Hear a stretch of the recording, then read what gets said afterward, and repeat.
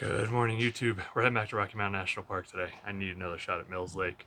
We're gonna head up for sunset. I'm gonna take you in the field with me, kind of walk you through my thought process, walk through the image, and then we'll bring it back here and do some post-processing. But we got a long drive and a long hike, and I am running late, so let's get after it.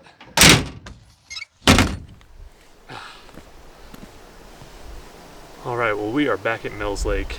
If you remember last time, I was on that side of the lake and fell in for no reason whatsoever. So this time, I thought I would be smart and hop across a couple of barely floating logs to make it to this side of the lake.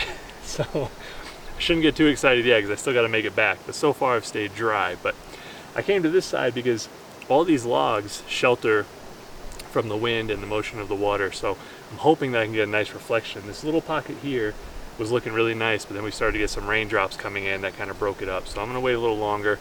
The sun is just setting behind those peaks over there.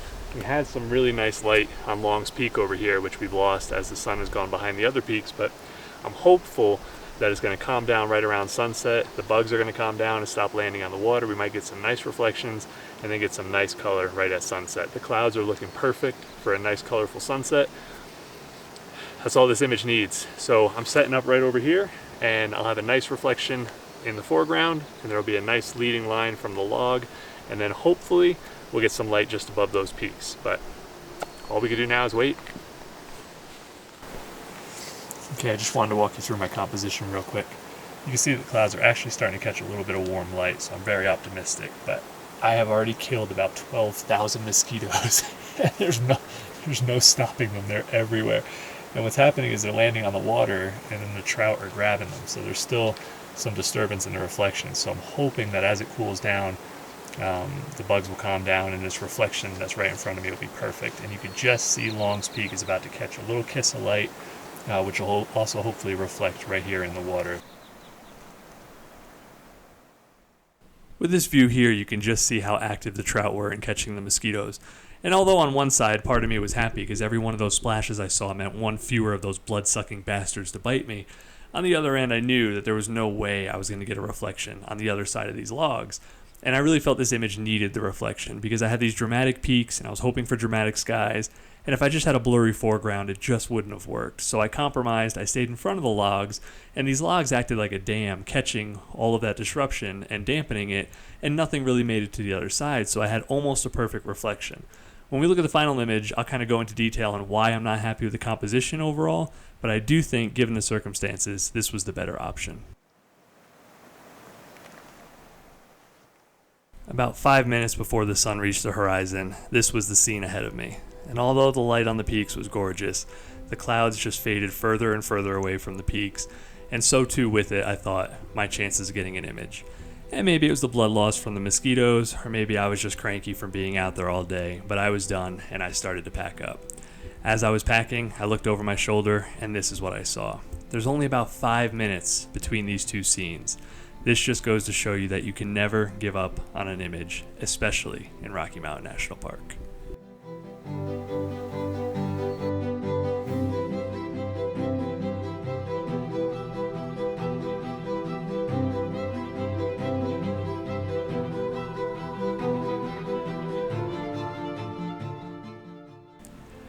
As I quietly mumble-cursed as I was putting together my tripod and camera, worried I was going to miss that last bit of fleeting light on Long's Peak, I was just able to capture this image before missing out on the light. If you like this image and you want to see how I post-processed it, make sure you stick around for the end of the video because that's exactly what we're going to do.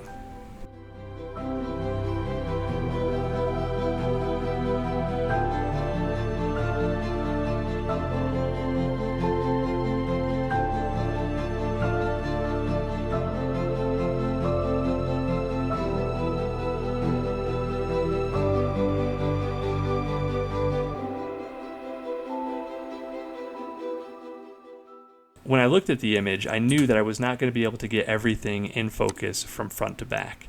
There was just too much depth of field from the rocks in the very foreground all the way to the peaks in the background. So what I decided to do was stop down to f14 and shoot at 29mm, which gave me a substantial depth of field. Now the very foreground is going to be just out of focus, but the peaks are acceptably sharp and the logs are what I focused on and they are tack sharp. That was a compromise I decided to make because I did not have time to be able to do a focus stack on top of the bracketed panel I was already going to do. Now I'm shooting with a 5 DSR, which doesn't have the best dynamic range, so I opted for a 5 image bracketed series, which gives me a base exposure and then 2 stops in addition above and below that base exposure. And that's what you can see here. This is the base exposure. We have 2 stops below, 1 stop below, 1 stop above, 2 stops above. And this gives me more than I need. I probably could have just done 3 images bracketed, but I always like to be safe, so I went with 5. And then I'm shooting a series, because I always shoot a pano. It's going to be 4 images left to right, and then given that as a series of 5 images, we have 20 images total. So this is our first image of the first series. This is the first image of the second series, first image of the third series, and then the first image of the final series. So now that I have these in post, one step that I like to start with always is I take my first base exposure all the way on the left and I move it from Adobe Color to Adobe Landscape. And you'll see that that change flattens the image a bit and also brings out quite a bit of saturation and color. So here's Adobe Color and here's Adobe Landscape. And you'll see those shadows have been opened up a bit, the highlights have been a little bit reduced, and the color really pops. Now let's look at the histogram when I make that change one more time. You'll see that when we have Adobe Color, we have our shadows all the way to the end and our highlights closer to the end. And again, we've flattened that and pulled it away. So it gives us a flatter, lower contrast image with better saturation. And this is where I like to start with all my images. And quite frankly, this already looks fantastic. Now, the only other thing that I'm going to do before I make any other changes, I always shoot at auto white balance. And when you're doing a pano, that's going to give you issues because as you move from series to series, your white balance is going to change. So what I need to do is I need to make sure this is set to custom. And then when I go to save my changes, it's going to save this as custom. If I leave this as shot, when I go to paste my changes, Lightroom is going to keep the white balances as shot for each series, and it's going to leave these. I have to change this to custom, otherwise it won't just copy and paste over your temperature and tint figures. And I'll show you this as I make those changes. Other than that, the only other change left is to check remove chromatic aberration and enable profile corrections and make sure the profile for your lens populates, which it usually does. And now I just select all my images, Control-Shift-Click. On the very last one, you can see we're all highlighted. And now we just sync. And when it comes up to the sync box, we want to sync everything. Even though we haven't done all these changes, we want to make sure that these images are completely the same. So you just check all and synchronize. And now you will see that even as I go to these far images all the way at the end, our white balance and tint is at 6900 and -9. And on our first image, we have 6900 and -9. So we have 20 images that have an identical white balance, and now we're ready to stitch. So I'm just simply going to right click, Photo Merge, HDR Panorama, and then like magic, Photoshop will do the rest.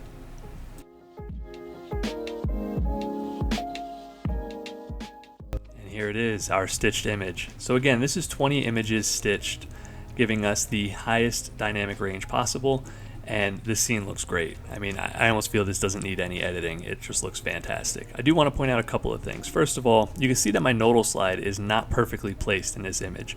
When you have a properly placed nodal slide that is balanced on that nodal point, this seam up here will almost be perfectly straight and you'll have very little waste. So that's something that I need to evaluate because ideally I wouldn't have to waste all these pixels in the top of the sky and at the bottom. Another thing I want to point out is that because I'm using a nodal slide on a tripod, I'll 99% of the time use the cylindrical projection.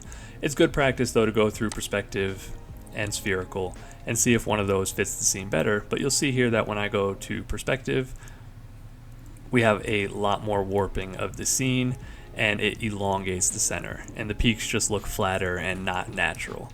When I go to spherical, it's almost the opposite. It's as if the middle has been pushed in and it's filling the top edges. So although we have less waste here, the distortion just doesn't look quite right and I don't like this projection. So we're going to stick with cylindrical, which matches exactly what it looked like in the scene. I don't use any auto settings because it looks horrible.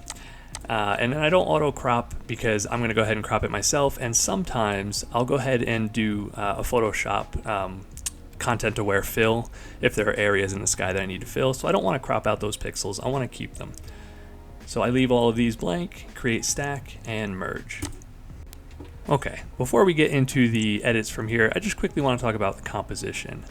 Now, like I said, I really don't know what I could have done differently, but what I tried to do was have converging lines in this scene.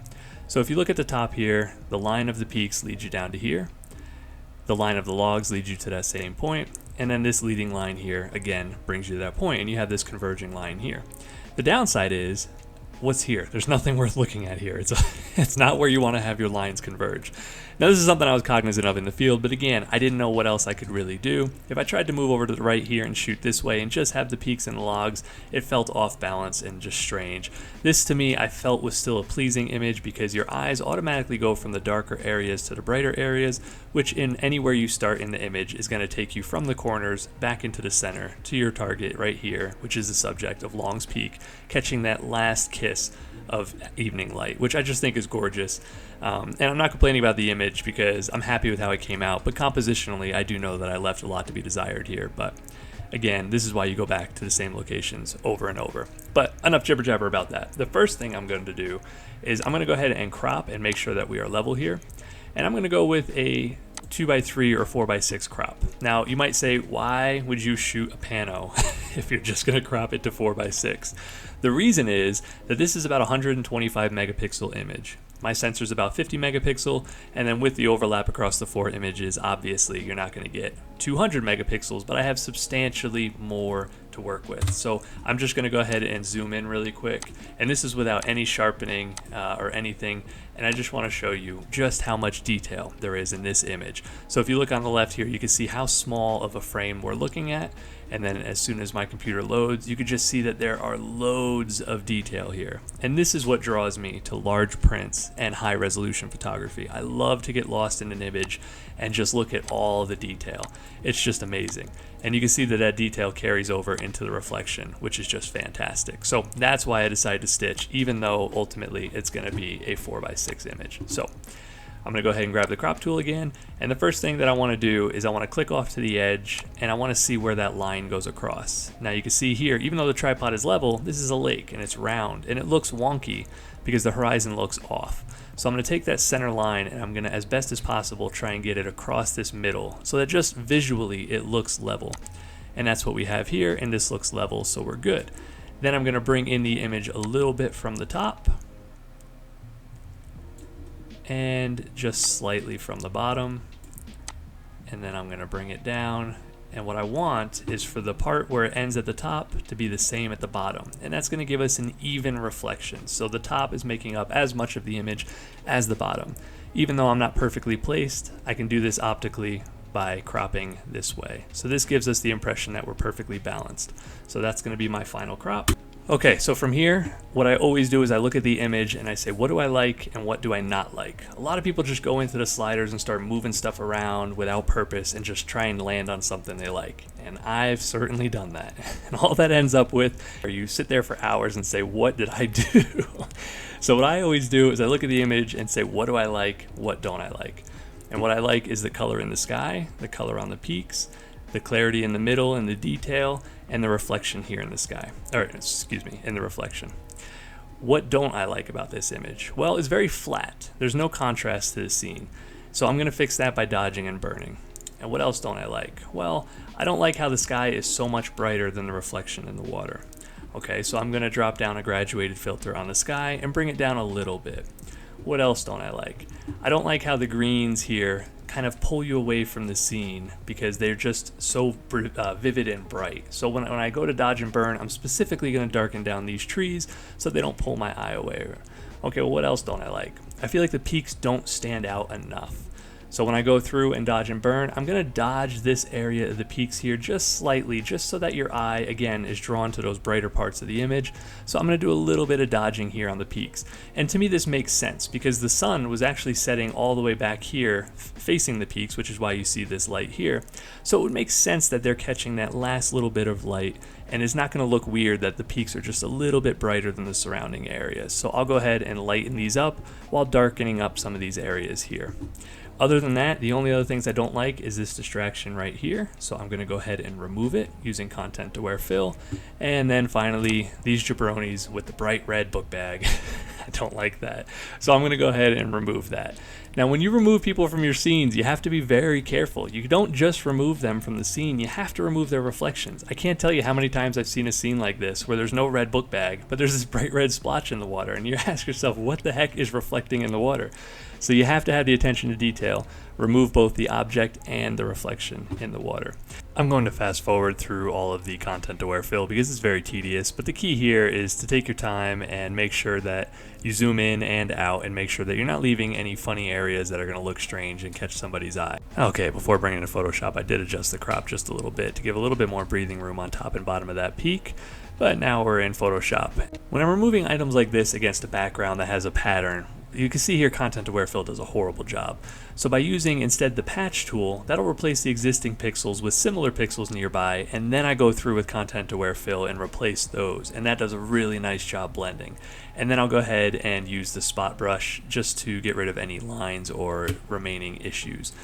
The same thing here for the book bag. First I'll use content aware fill, and then I'll use a patch to get rid of the spot in the water. This is going to leave some lines, and I clean those up using content aware fill, and again using that patch tool just to get rid of some of those last remaining spots. People a little bit more complicated here because you can see this guy is splitting both the rock and the trees. So I break it into two pieces, doing a patch for the trees, and then because there's a clean line going through, content aware fill does a really nice job on the rest. Nice little heart for these love bugs, get rid of them, too easy. Now we have a, whoa, what in the hell is that? Control Z, undo, try a few different areas. Content aware fill is not working out. I just keep trying until finally I get a clean natural line, and this looks fantastic. We are back in Lightroom. We've made our changes in Photoshop. I did go through and remove a couple of mosquitoes on the water, but didn't feel like you needed to see that. I think now we're ready just to make a couple of global adjustments, and then we will go through and dodge and burn just to make those final touches, but overall the image looks fantastic already. So what I like to do is get to a base point so that most of the image doesn't need to be edited. So when I look at the foreground here, it's just a little bit dark. So what I'm going to do is I'm just going to brighten up maybe about a quarter of a stop here, and that just boosts the shadows a little bit and gives a little bit more of this detail. But now of course we can see that our sky is just completely overblown. Now a lot of times I would do a graduated filter and want to adjust it for the peak so that it's only impacting the sky, but like I said, the light is coming in from behind me over my shoulder, so the reality is that there would be more light at the top on these peaks going down, so it wouldn't look natural to just darken down the sky and then have the bright peaks. That would be the opposite. So it should be a gradual top to bottom. So I'm going to go ahead and do a linear gradient, and I like to drag all the way down to get a nice soft edge, and then I'm going to rotate it so that it fits the scene, and then I'm going to bring this all the way up so that we're just barely impacting the scene. It's very soft, very subtle, and it's not going to make a ton of difference. I'm just going to gently bring down the exposure here. And what I'm trying to do is match the sky here to the sky in the bottom. Now, the reflection is always going to be slightly darker, and that makes sense. This is reflected light off the surface of the water. We're going to lose some of that luminance. So it's okay that this is darker, but we want it to be close. And what you don't want to do is look at the water and almost have it look like it's a different sky. And that's what we've done here, is we've darkened down the sky just enough so that you can see the details in the water and they match what you see in the sky. Now, if you also look, you can see here that there's a little bit more orange in the water than there is in the sky. I'm just going to add a very minor, about a bit of warmth into the sky. So I'm just going to do 11 here, and then I think just a touch of magenta. That's too much. And this looks perfect. This matches exactly what I see in the water. Again, slightly darker in the water, but that's fine with me. Okay, so now I'm going to do slight contrast adjustments before I go into my dodging and burning. I don't like to mess with the highlights and the shadows. We do have our shadows a little bit blocked. This area right here is just slightly blocked, and I'm fine with that. So I'm going to leave the highlights and shadows, but I do want to bring our whites up just slightly. And I'm going to make sure I don't clip anything by holding Alt. And then you can see if I bring all the way to the right, as we start blowing out our highlights, they'll show on the screen because we're holding Alt. And I'm just going to back these up a little bit. And I know that I can go to 65 before they start blowing out, so I'm going to leave it there, and I'm going to start backing up until I like the way it looks. And I think we're good here. Now it still needs a little bit of clarity. Just plus 18, plus 21 looks good to me. The way I like to use these sliders is I like to go all the way to the right, and then I start backing in until I feel like it starts to look good again. So here we are at 12, and I think this is the right figure, so I'm going to stay there. I'm not going to do any texture or dehaze. I do like to add a little bit of vibrance, and then I'd like to back out the saturation just a little bit to even it out. And what this is going to do is it's going to bring out a lot of those colors that weren't dominating the scene, and then by taking out the saturation, that's a little bit more global, so it's going to tame it. Now for the tone curve, I like to bring up just a little bit in the highlights, make sure I'm not clipping. And then for the shadows, I don't make it an S curve. I'm just going to bring the shadows back down to where they started. And this to me looks good. So here's a little bit before and after. It's very subtle, just gives a little bit more punch to the sky. I'm not going to do anything with the HSL slider because I'm happy with the way the colors look. If I felt they needed adjustment, I could, but I'm not going to do anything with that here. And I think, honestly, this is all I needed to do. I don't think that there's any other global adjustment I need. All I have left to do are those local adjustments for dodging and burning. And for that, I'm going to go back into Photoshop. Now within Photoshop, you have your dodge and burn tool, and I have Jimmy McIntyre's plugins, so I actually like to just use the dodge and burn panel. It's going to give you the same results.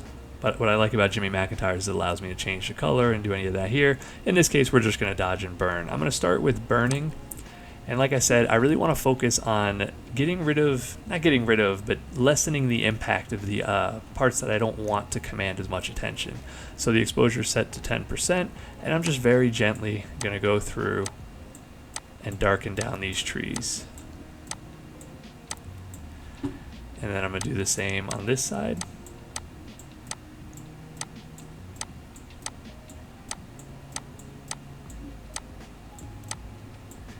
And then finally, this area here on the rock, I'm just going to darken it down a little bit so that it doesn't pull you out of the scene. And let's look at it before and after. And you can just see what I've done is I've just removed these areas from the field of view in a way where they're still there, they're not blocked out, you're not getting rid of any of your shadows, but they just don't command very much attention. Now on the opposite side of that, I'm going to switch over to dodge. And here's where I want to bring attention to the areas that I think are important to the image. Now, you want to be realistic and keep in mind where the light's coming from. You don't want to go and dodge a bunch of areas that shouldn't be getting any light, because that just won't look right. If the light's coming from this direction and you're dodging things in a way that would suggest the sun's coming from the other way, it's a telltale sign that you've edited it and it just doesn't look quite right. So what I'm going to do is I'm going to start here on the inside of this foliage. I'm just going to very gently brush in a little bit of brightness. Now what you can see is that just draws you in to the peaks, and that's the whole goal of this image, is to call attention to Long's Peak catching that beautiful magenta light. And then I'm going to do the same thing on the bottom here, because we want the peaks obviously to match what you see on top, and this log is very dark on the bottom. And then I'm going to bring in a little bit just to this log, since this is our main center focal point. And then I'm also going to burn down these logs here. I should have caught these in the beginning. They kind of pull you out of the scene and are just not really important. So I'm going to darken down these areas. I'm also going to do a light burn on this corner, as again, I want my brighter areas to be towards the center. That's a little bit much. Yeah, that looks good. Okay, I think this looks fantastic. Now before I click save, I just do one more pass of the image and think about if there's anything else I find distracting. I like to squint my eyes and just see, with my eyes squinted, where's my attention drawn. And in this case, the entire center of the image holds my focus, and that's what I want. There's nothing in the perimeter that's pulling me away, and then as I open my eyes and just let my eyes wander, everything draws me towards the center of the image, and that's what I want. This part right here is the focal point, and I think that this edit gives that attention that it needs. So all that's left to do now is save it, and we are done. Okay, so here's a before our dodging and burning. So when we go and look at the after image, and I'm very happy with this final image. I don't think it needs anything else. I think it is exactly what I was hoping for. So sometimes editing is just that easy when the light is good. The only thing I didn't show in this part was my denoise and sharpen and upscaling, and the reason is I'm going to do an entire video about that. But when we zoom in here, you could just see that the level of detail is just amazing. This is at 100%, and it is just tack sharp all the way across. You can see the little bits of fibers on the bottom of this log, the surface tension on the water where it's meeting the water, and just the reflection just looks fantastic. Alright, well, hopefully you like the end result. Let me know in the comments if you think there's something I did that I should have done differently, or what your feedback is. But hopefully you got something out of this. I will say that post-processing is my biggest weakness in my arsenal. It's something I'm spending a lot of time trying to improve. And what I found is it always comes back to what I said earlier. What do I like and what don't I like? Don't get into the habit of just moving certain sliders certain directions and processing every image the same. Evaluate the image and determine what it is that you don't like and what can you change and fix. Make those changes and then leave it. Don't overdo it. And I think that that's what we've done here. But anyways, let me know in the comments what you think. Other than that, I hope you have a great weekend and get out there, make some images.